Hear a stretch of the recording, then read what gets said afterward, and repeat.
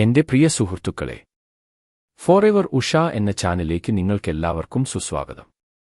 ജീവിതത്തിലെ ചില ചോദ്യങ്ങൾ വാക്കുകൾക്ക് ഒരിക്കലും പ്രകടിപ്പിക്കാൻ കഴിയാത്തത്ര ആഴത്തിൽ ഹൃദയഭേദകമാണ്. അത്തരം ചില വേട്ടയാടുന്ന ചോദ്യങ്ങളാണ് ഇനിയും പറയുന്നത്. 1. എന്റെ പ്രിയപ്പെട്ടവളെ രക്ഷിക്കാൻ ദൈവത്തിന് എന്തുകൊണ്ട് കഴിഞ്ഞില്ല? 2. എന്റെ പ്രാർത്ഥനകൾ എന്തുകൊണ്ട് ഫലിച്ചില്ല?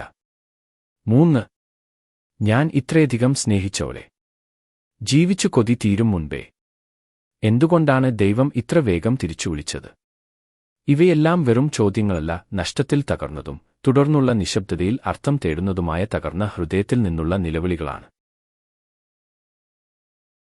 ഒരു ഉത്തരം മാത്രമല്ല, ഈ ദുഃഖത്തിന്റെ താഴ്വരയിലൂടെ നമ്മൾ ഒരുമിച്ച് നടക്കുമ്പോൾ പിടിക്കാൻ ഒരു കൈയും ഞാൻ നിങ്ങൾക്ക് വാഗ്ദാനം ചെയ്യുന്നു. ദുഃഖം ബലഹീനതയുടെ ലക്ഷണമല്ല, അത് ആഴമേറിയ സ്നേഹത്തിന്റെ അടയാളമാണ്. ഈ സത്യം അംഗീകരിച്ചുകൊണ്ട് നമുക്ക് ആരംഭിക്കാം. ദുഃഖം പവിത്രമാണ്. മരിച്ചുപോയ ആളിനെ ഓർത്തു സഹിക്കാനാവാത്ത ദുഃഖം നിങ്ങൾക്കുണ്ടായാൽ അതിന്റെ അർത്ഥം നിങ്ങൾ ആ ആളിനെ അത്രമാത്രം സ്നേഹിച്ചിരുന്നുവെന്നും ഇപ്പോഴും നിങ്ങൾ ആ ആളിനെ ജീവനുതുല്യം സ്നേഹിക്കുന്നുണ്ടെന്നുമാണ്. നിങ്ങളുടെ പ്രിയപ്പെട്ടയാൾ ഒരു ഇണയായിരുന്നാലും, മാതാപിതാക്കളായിരുന്നാലും, കുട്ടിയായിരുന്നാലും, സഹോദരങ്ങളായിരുന്നാലും, അല്ലെങ്കിൽ ഒരു സുഹൃത്തായിരുന്നാലും, നിങ്ങളുടെ വേദന സ്വാഭാവികമാണ്. ആ വേദന അനുഭവിക്കാൻ നിങ്ങൾ അർഹരാണ്. തിടുക്കത്തിൽ ആ വേദന ഇല്ലാതാക്കാനോ നിങ്ങളുടെ ദുഃഖത്തിനെതിരായി എന്തെങ്കിലും ന്യായവാദം നിരത്താനോ ആർക്കും സാധ്യമല്ല. ഒരു തത്വചിന്തയ്ക്കും ഒരു വേദത്തിനും ഒരു ശാസ്ത്രത്തിനും ഒരിക്കലും നിങ്ങൾക്കു നഷ്ടപ്പെട്ട ആ വ്യക്തിക്കു പകരം മറ്റൊരാളെ ഈ ലോകത്തിലൊരിടത്തും കണ്ടെത്താനും കഴിയില്ല. പക്ഷേ ജീവിതത്തിൽ നമുക്ക് എന്തു നിയന്ത്രിക്കാൻ കഴിയില്ല, എന്തു നിയന്ത്രിക്കാൻ കഴിയും അഥവാ സുഖപ്പെടുത്താൻ കഴിയും എന്ന് മനസ്സിലാക്കാൻ ഈ ദുഃഖം നമ്മെ സഹായിച്ചേക്കാം. സയൻസ് വെളിപ്പെടുത്തുന്നത് എന്താണെന്ന് നോക്കാം. ശരീരം ഒരു താൽക്കാലിക ജൈവവ്യവസ്ഥയാണെന്നും അത് തേയ്മാനം, രോഗം, പ്രായം, അപകടം എന്നിവയ്ക്ക് വിധേയമാണെന്നും സയൻസ് അഥവാ ശാസ്ത്രം നമ്മെ പഠിപ്പിക്കുന്നു. അത് ആരോടും വിവേചനം കാണിക്കുന്നില്ല. ഹൃദയാഘാതം വിശുദ്ധന്മാർക്കും സംഭവിക്കുന്നു. ക്യാൻസർ ദയുള്ള ആത്മാക്കളെയും ആക്രമിക്കുന്നു. അപകടങ്ങൾ യുവാക്കളെയും ബാധിക്കുന്നു. ഒരു മെഡിക്കൽ കാഴ്ചപ്പാടിൽ ഏറ്റവും മികച്ച സാങ്കേതികവിദ്യ ഉണ്ടായിരുന്നിട്ടും ജീവിതം പ്രവചനാതീതമാണ്. ഡോക്ടർമാർക്ക് ശ്രമിക്കാം, യന്ത്രങ്ങൾക്ക് സഹായിക്കാനാകും. പക്ഷേ ജീവിതം ഇപ്പോഴും ദുർബലമാണ്. മരണം പരാജയമല്ല, അത് ജൈവചക്രത്തിന്റെ പര്യവസാനമാണ്. സത്യം ഇതാണ്: ദൈവം മനുഷ്യ ശരീരത്തെ ഒരു പാവയെപ്പോലെ നിയന്ത്രിക്കുന്നില്ല. ജനിതകശാസ്ത്രം, ജീവശാസ്ത്രം, ഭൗതികശാസ്ത്രം, ഇംഗ്ലീഷിൽ പറഞ്ഞാൽ ജെനറ്റിക്സ്, ബയോളജി, ഫിസിക്സ് എന്നീ പ്രകൃതി നിയമങ്ങൾക്കു വിധേയമായി നിഷ്പക്ഷമായി മാത്രമാണ് മനുഷ്യൻ ജീവിക്കേണ്ടത്. ഒരു മഴത്തുള്ളി വീഴുന്നത് അല്ലെങ്കിൽ ഒരു ഇല വാടുന്നത് ദൈവം തടയാത്തതുപോലെ മനുഷ്യന്റെ ശരീരത്തിന്റെ അധപതനത്തിൽ ദൈവം എപ്പോഴും ഇടപെടുന്നില്ല. അതിനർത്ഥം ദൈവം ഇല്ല എന്നല്ല, ജീവിതം നേരത്തെ പരാമർശിച്ച ചില പ്രകൃതി നിയമങ്ങൾക്കു വിധേയമായി മാത്രമാണ് നടക്കുന്നത്. അതിനെ സ്നേഹത്തിനോ പ്രാർത്ഥനക്കോ തകിടം മറിക്കുവാൻ സാധ്യമല്ല. എന്നാൽ ആ പ്രാർത്ഥനകൾക്ക് ഇപ്പോഴും വലിയ ആത്മീയ ശക്തിയുണ്ട്, നമ്മൾ കാണാൻ പോകുന്നതുപോലെ. ആത്മീയത വെളിപ്പെടുത്തുന്നത് എന്താണെന്ന് നോക്കാം. ഇനി നമുക്ക് ക്ഷമാരുടെ ജ്ഞാനത്തിലേക്ക് തിരിയാം. ഭഗവത്ഗീത അധ്യായം 2 ശ്ലോകം 20 ഭഗവാൻ ശ്രീകൃഷ്ണൻ പറയുന്നു: ആത്മാവ് ജനിക്കുന്നില്ല, മരിക്കുന്നില്ല, അത് ശാശ്വതവും നശിപ്പിക്കാനാവാത്തതും കാലാതീതവുമാണ്. ശരീരം പരാജയപ്പെട്ടിരിക്കാം, പക്ഷേ നിങ്ങളുടെ പ്രിയപ്പെട്ടവരുടെ ആത്മാവ് ജീവിക്കുന്നു. മരണം ഒരു അവസാനമല്ല, അത് ഒരു പരിവർത്തനമാണ്. ഒരു കോമ മാത്രം, ഒരു പൂർണ്ണവിരാമമല്ല. എല്ലാവരും ചോദിക്കുന്ന ഒരു ചോദ്യമാണ്: ഇത്രയേറെ ദൈവത്തെ വിളിച്ചിട്ടും ദൈവം അവരെ എന്തുകൊണ്ട് രക്ഷിച്ചില്ല? കാരണം വളരെ ലളിതമാണ്. അവരുടെ ആത്മാവ് ഈ ഭൂമിയിൽ എന്തിനാണോ വന്നത് അക്കാര്യം അവർ നിറവേറ്റിയിരിക്കുന്നു. എന്നുവച്ചാൽ ഓരോരുത്തരും ഈ ജന്മത്തിൽ ചെയ്യേണ്ടതായിട്ടുള്ള കർമ്മങ്ങൾ ചെയ്തു കഴിഞ്ഞാൽ അവർ തിരിച്ചുപോയേ മതിയാകൂ എന്നർത്ഥം. നമ്മൾ പലപ്പോഴും ഈ ജീവിതം മാത്രമേ കാണുന്നുള്ളൂ. പക്ഷേ ആത്മാവ് നിരവധി ജന്മങ്ങളിലൂടെ നിരവധി വേഷങ്ങളിലൂടെ സഞ്ചരിക്കുന്നു. നമുക്ക് അവരുടെ വേർപാട് പെട്ടെന്നുള്ളതും അന്യായവുമാണെന്ന് തോന്നുന്നു.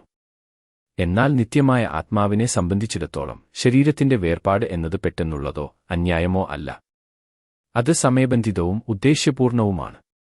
ഇതിന്റെ അർത്ഥം ദൈവം നമ്മുടെ കാര്യങ്ങൾ ശ്രദ്ധിക്കുന്നില്ലെന്നല്ല. ദൈവം നമ്മളെക്കാൾ കൂടുതൽ നമ്മുടെ കാര്യങ്ങൾ കാണുന്നു എന്നതാണ് വാസ്തവം.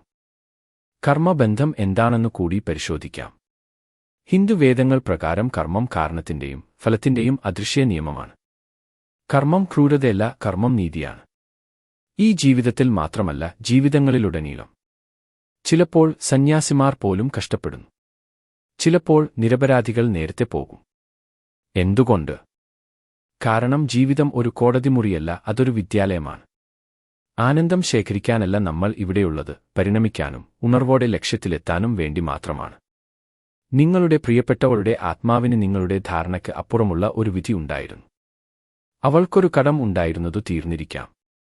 ഒരു പാഠം പൂർത്തിയായിരിക്കാം.